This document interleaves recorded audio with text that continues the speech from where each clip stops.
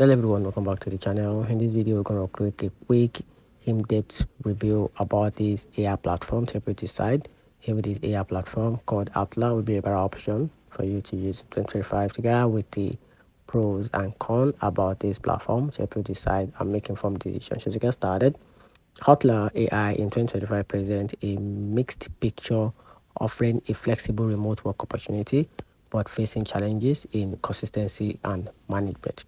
And here's the pros about this platform. Outlier AI provides opportunity to work from anywhere, appealing to those seeking remote roles. The platform offers a variety of tasks across different fields, allowing contributors to engage in intellectual stimulating works.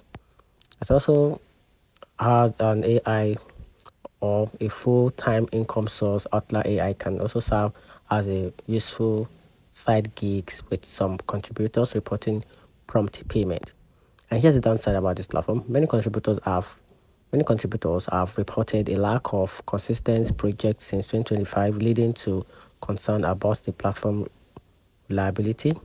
Also, review indicates challenges with the management responsiveness and the overall communication, with some users expressing dissatisfaction.